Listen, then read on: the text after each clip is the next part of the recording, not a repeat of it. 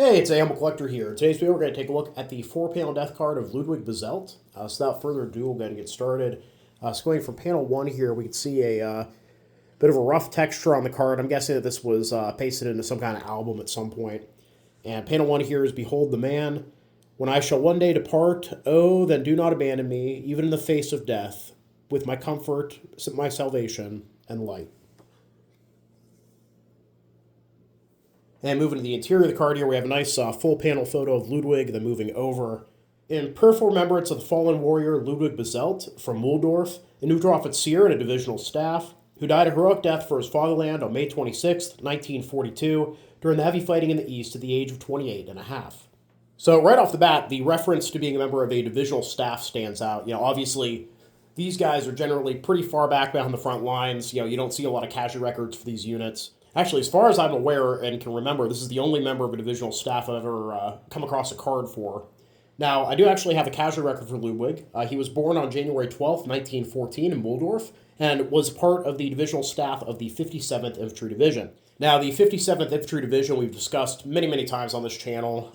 That division had the 199th Grenadier Infantry Regiment in it, which was the List Regiment, which bore the honorific of the unit that Hitler had served with during the First World War.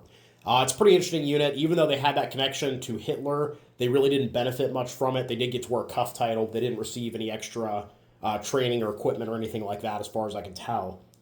Now, in the case of Ludwig here, it looks like he was strafed by a Soviet aircraft because he took machine gun rounds to the chest and stomach, as well as shrapnel to the right upper arm.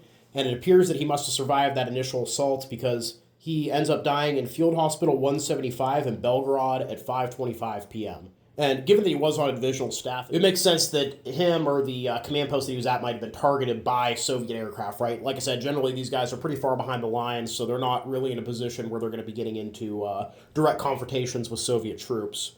Interestingly, it also looks like he was promoted posthumously. At least on this one copy of his casualty record that I have, it looks like he was promoted from Unteroffizier to Feldwebel, as we can see by the red ink correction there. And that is something you do occasionally see on death cards, these posthumous promotions. But I think it's particularly interesting in this case because he was on the divisional staff, so obviously the divisional commander and some of the other major officers of the division knew Ludwig, and because of that, they were probably more willing to pull for him to get that posthumous promotion than they would be for just other soldiers in the division.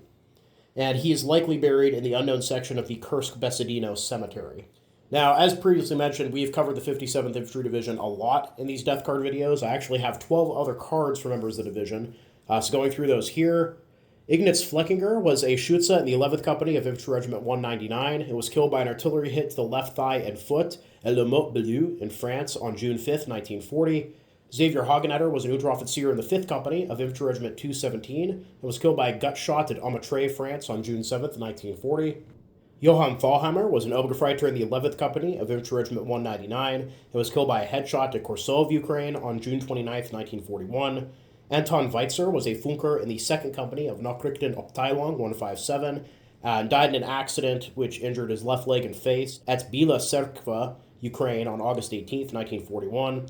Alois Pregler was an Oberschütze in the 13th Company of Infantry Regiment 199 and was killed by shrapnel to the back of the head at Polava, Ukraine on October 9, 1941.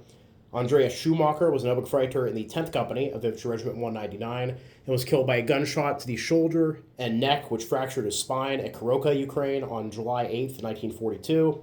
Werner Bever was a Gefreiter in the 2nd Company of Infantry Regiment 164 and was obliterated by artillery at Voronezh, Ukraine on September 17, 1942.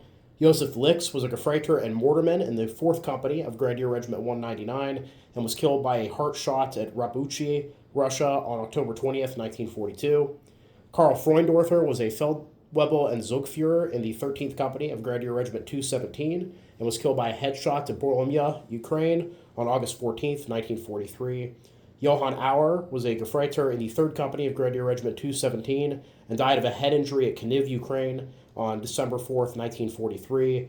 Johann Friedel was a Gefreiter in the 1st Company of Grenadier Regiment 199 and died from shrapnel to the left upper arm, upper leg, and knee at Cherkasy, Ukraine on January 29th, 1944. And finally, Georg Scheurer was an Obergefreiter in the 3rd Company of the Divisional Group 57 and died of a perforating gunshot wound to the chest on August 21st, 1944.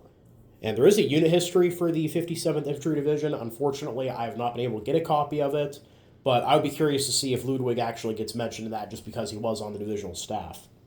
Moving to the bottom of the card here. The pain of separation was already very heavy, but now our hearts are almost breaking. You died too early for us as a hero. We can never forget you.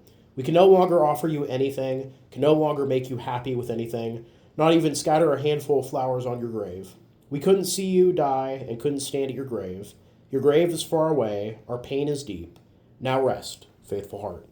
And at the very bottom of the card here, we have, My Jesus, mercy, O Lord, grant him eternal rest, and let the eternal light shine upon him. And moving to the back of the card here on panel 4, we praise and bless you, Lord Jesus Christ, for through your holy cross you have redeemed the world. And that's a 100 days indulgence once daily. So yeah, overall, fascinating card. Like I said, I don't think I've ever come across another one for a member of a divisional staff before, so definitely a very unique one. And of course, having all the other cards for the 57th really kind of drives home the number of casualties they're taking over the course of the war. But yeah, overall, I hope you guys all enjoyed the video. Please leave a comment down below. Love hearing from you. Thank you all for watching. Happy collecting, and I'll see you all again very soon.